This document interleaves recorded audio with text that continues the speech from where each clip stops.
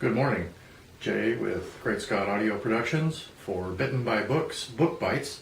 Today we're going to read from Greywalker by Kat Richardson, the first in the Greywalker series, which is a lot of fun.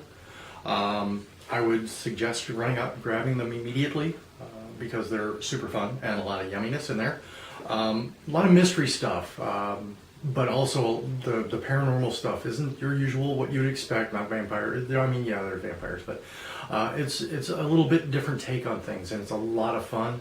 A really good read, and I highly recommend it. So here we go, starting in chapter 2. Roiling gray mist flooded across the floor, pushing against the walls.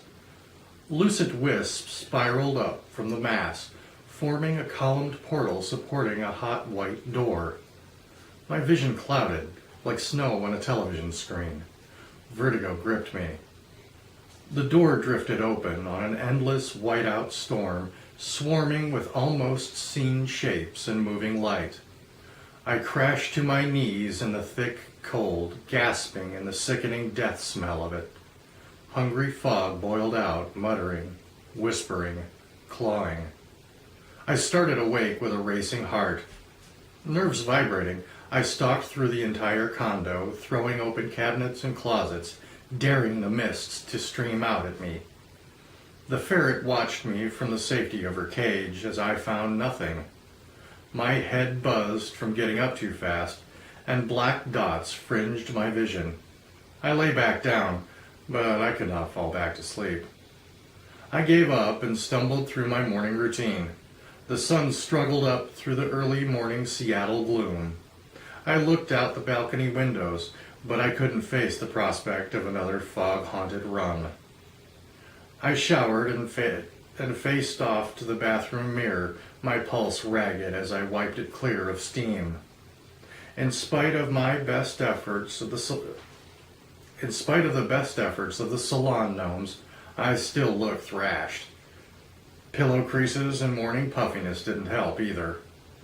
Chaos, the ferret, made a pest of herself as I dressed, rumpling up my Impress the Client suit, stealing shoes, stockings, and jewelry, and throwing dancing fits of sound and fury when I took them back. Finally, I tucked her back in her cage. She glared at me as I slipped my pistol into the clip holster in the small of my back and hid it under the suit jacket that almost matched my skirt. I would not be taken by surprise again. I was in my office before 7, coffee in hand. I started catching up on old business and billing and prepping for my meeting at 9.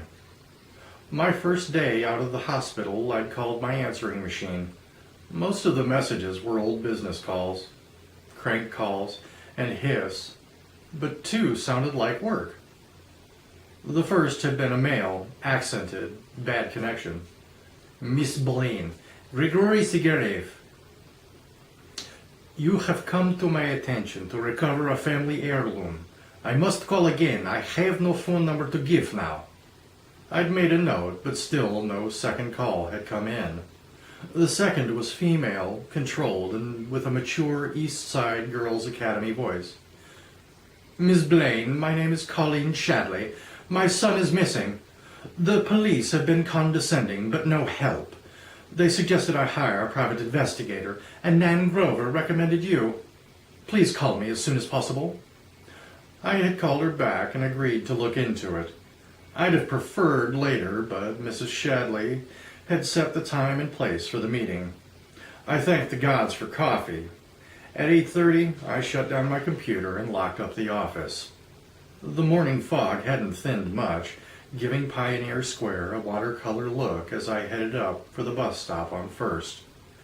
There was no point in moving my Rover just to pay for parking 6 blocks away. As I was crossing Occidental, a man shambled out of the alley toward me. He was draped in layers of dark, shaggy rags that spun vortices off into the mist around us. He muttered as he approached, "Can you see? Can you see?" He waved his hands, and one of them clutching an empty shape, gesturing around like a tour guide. I could smell him, wafting the odor of dirt and addicts. I started around him, peering through the sulphurous mist. His hand darted out and grabbed my upper arm. He hauled on me and shoved his face near mine. "Dead lady? Are you dead, lady? You see him?" He waved his clenched open hand at me and demanded, "Look, can you see this? Can you see?" I twisted, pulling my shoulder down and shoving him with my other hand. The layers of his clothes were warm and furry and gave under my hand, but he stumbled back, and I spun away, putting a couple of paces between us. I shook the smell out of my head, saying, "I think you should back off." He stumbled back another step, muttering, "No? Can't you see? No?" He whimpered, confused. I made an aggressive feint forward, leaning in and glaring at him, my hands coming up, curling. He darted in, trying to grab for me again, but I roared at him and swung one hand hard over his nearest ear. He yelped and turned, skittering off into the alley and sliding away into the shredding fog that swirled and sucked behind him. I let out a breath and hurried for the bus, shaking off a shiver. Thank you.